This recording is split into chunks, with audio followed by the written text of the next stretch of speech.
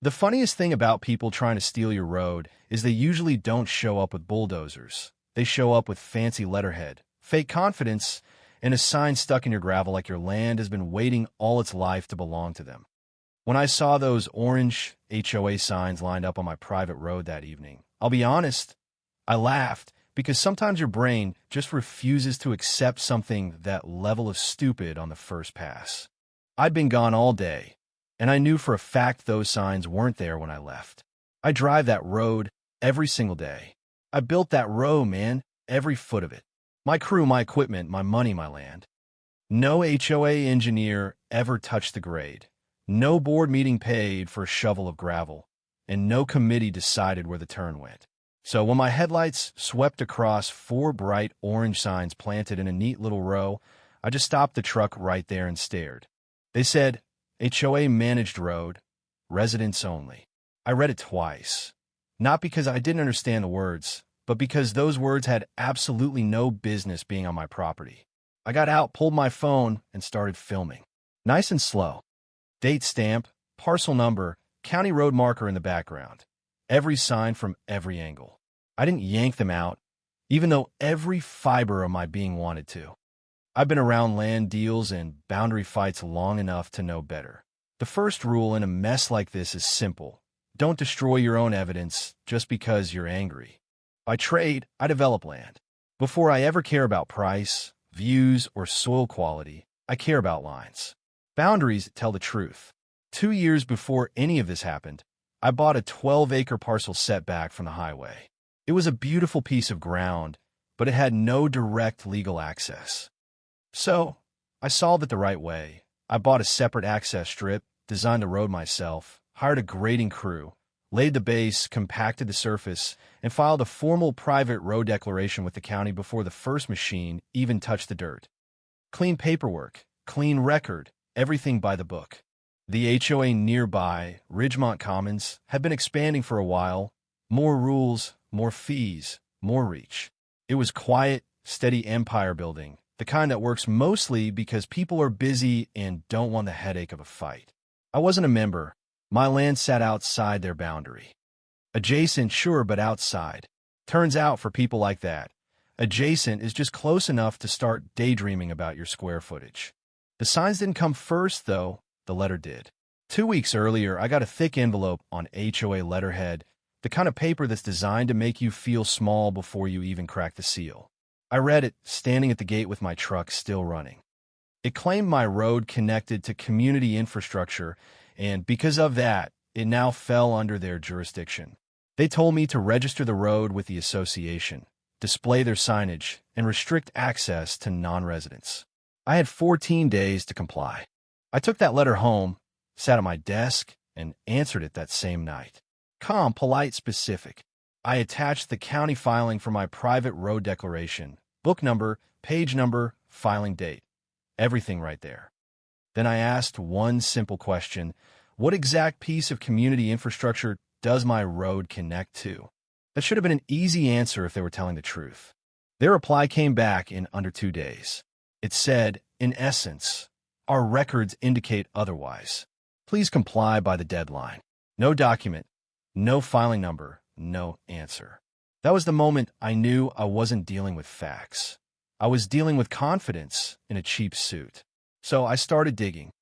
The HOA president had been in that seat for 6 years. During that time, the association had pulled more than one road into its orbit, and the pattern was always the same. Official-looking letters, pressure, and eventually, somebody deciding the fight wasn't worth the trouble. I sent a second email, this time with 3 questions. What recorded instrument gives you authority over private roads outside your plat boundary? What county filing number shows any easement involving my parcel? What exact infrastructure triggers your claim? Nothing. Then she called me. Her voice was smooth, practiced, the kind of tone you get when you've spent years mistaking resistance for a minor inconvenience. She talked about shared traffic flow, community safety, and cooperation from other owners. I let her finish. Then I asked the same question I'd already asked twice. She told me they weren't sharing documents at this stage. I asked what stage came next. She paused for just a second, then said enforcement. That word sat with me, not because it scared me, but because it annoyed me. It's amazing how often people use legal-sounding words when they don't actually have a law on their side. That night, I pulled every document I had and spread them across the table. The deed, the survey, the road declaration. Then I went further and pulled the Ridgemont Commons' own governing documents. I read the jurisdiction section 3 times. It was plain as day. Their authority covered roads inside the platted subdivision boundary. Not nearby roads, not connecting roads, not private roads on land owned by non-members. Their own paperwork said no. The next morning, I went to the county clerk's office. I asked for everything tied to my parcel: easements, covenants, recorded instruments, the works. The clerk searched again, then looked up and said, "There's nothing. No easement, no covenant, no recorded link of any kind between your land and the HOA." Then I asked a better question. Has this HOA ever tried to extend its authority beyond its official boundary? That got me somewhere. 2 years earlier, they had filed a formal request asking the county to let them absorb adjacent private access roads. The county attorney's office had denied it, flat out. The reason was plain: private roads on non-member parcels couldn't be brought under HOA control without the landowner's consent and county approval. They had neither. No appeal, no revision, no follow-up that changed anything. So, let me say this clearly. When they sent me that letter, they already knew the county had told them no. That's the part that changed everything for me. This wasn't confusion, and it wasn't sloppy paperwork. It was a deliberate, calculated bet that I wouldn't go looking for the truth. Then came the signs. I documented all 4 that first night, filed a report with the sheriff's non-emergency line, and called my county commissioner, a man I knew from an old drainage project. A few days later, just to make it extra ridiculous, I got a certified letter demanding a $250 road management fee. No contract, no explanation, just a number and a deadline like they were billing me for cable. I answered with certified mail of my own. No membership agreement, no easement, no legal duty to pay. I cited the clerk's confirmation and gave them 14 days to remove the signs, noting very plainly that they amounted to criminal trespass. That should have ended it. It didn't. Instead, they escalated. 2 days later, I came home to find 6 signs on my road, not 4. They were bigger this time, closer to my buildings.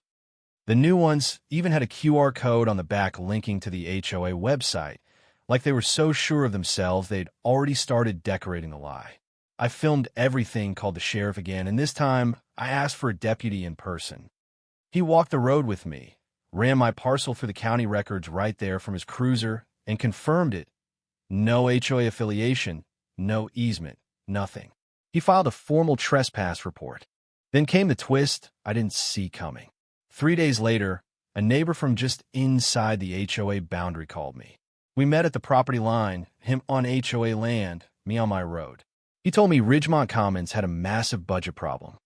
A landscaping project had run way over cost. The board had approved it without competitive bids, and the contractor had direct ties to a board member's family. Reserve funds had taken a huge hit. They needed money, and raising the dues had gone over about as well as a screen door on a submarine. So, they started looking outward. Edge properties, he called them. Adjacent parcels, non-member owners close enough to sound plausible on paper, people they thought were likely to pay a few $100 just to avoid the hassle. That night, he forwarded me something that made my stomach go cold, an internal spreadsheet. 8 parcels were listed outside the HOA boundary, each with an estimated fee potential. Next to my name, in the notes column, it read, "Likely compliant. No legal representation on record." You ever read something that tells you exactly what somebody thinks of you, how little they respect you, and it makes your blood go cold before it makes you mad? That was one of those moments. They had profiled me. They'd guessed I'd fold, and they had built a revenue plan around that guess. Well, they guessed wrong. After that, I stopped reacting and started building a case. I pulled 3 years of HOA financial filings. The pattern was ugly once you laid it flat. Healthy reserves, then a bloated contract, then reserve depletion, then internal discussions about alternative revenue, then letters to owners like me. Not a misunderstanding, a strategy.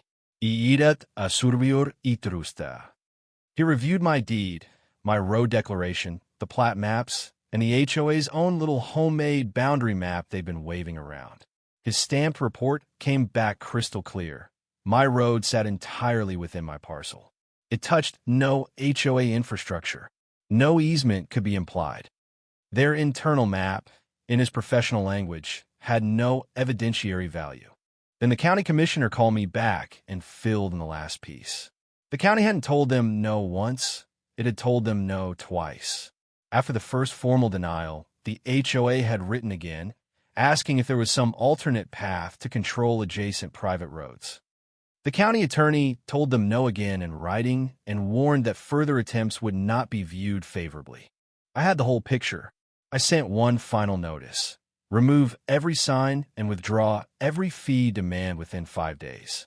If not, I would bring the entire file to the next public HOA meeting, forward the financial records to county oversight, and sue them for damages. No drama, no yelling, just documented consequences. They ignored me. So, I went to the meeting. You could smell the stale coffee when I walked into that community center. Folding chairs, neat little name placards, residents settling in like it was any other Wednesday. I sat in the third row with my folder closed on my lap. The president opened the meeting, smooth, efficient, practiced.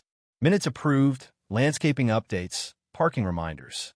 Then she introduced a new item called Expanded Road Management Initiatives, all dressed up with talk about safety and proactive governance. Then she opened the floor. I stood up, gave my name, stated my parcel number, and asked one question. Can you show the county-recorded document that grants this HOA authority over my road? The room went quiet in a way rooms only do when everybody suddenly realizes they might have been lied to for a long time. She gave me the same speech as before: community patterns, adjacency, standard procedure. I let her finish, then asked the exact same question again. Can you show me the recorded document? Something shifted at the board table. You could feel it. One member looked down at the table. Another leaned back. A woman in the audience raised her hand and said she'd lived there for 7 years and had never heard of the HOA managing roads outside the subdivision. Another resident asked who authorized signs on land they didn't own. The board started talking in circles. That was all it took. Once people hear a confident person dodge a simple, binary question, the magic dies fast. I didn't even have to open the folder that night. I didn't need to. But the real ending came at the emergency meeting 2 days after the sheriff removed the signs. Oh yeah, because that happened too. Once my deadline expired, I called the deputy who filed the trespass reports. He reviewed the file, confirmed jurisdiction, and came out the next morning. I had my phone recording when his truck pulled on my road. He stood with me at the first post, confirmed on camera that the property was mine, that no easement existed, that the signs were unauthorized, and that I wanted them removed. Then he put on his gloves and pulled all 6 signs out of my gravel one by one. No speeches, no shouting, just the cleanest kind of justice there is, official, documented, and impossible to argue with. By the time that emergency meeting rolled around, the HOA had brought in an attorney. Smart move. I walked to the front, laid out my road declaration, the clerk's confirmation, the surveyor's report, the denied county filings, and finally, the spreadsheet with the 8 outside parcels. Then, I read my note out loud. Likely compliant. No legal representation on record. You could have heard a pin drop. I asked my question one last time. Can you show the recorded document that grants this HOA authority over my road? The attorney looked at the papers, looked at the president, and said what she had been avoiding for months. No recorded instrument means no legal authority. No standing to demand fees. No standing to install signs. No standing to enforce anything on this land. He recommended immediate withdrawal. They voted right there. Fees withdrawn, signs not to be replaced, and a written acknowledgement of no jurisdiction to be mailed to me within 10 business days. She voted yes, but she didn't look at me once. The letter arrived on day 9. Same HOA letterhead, but a completely different tone.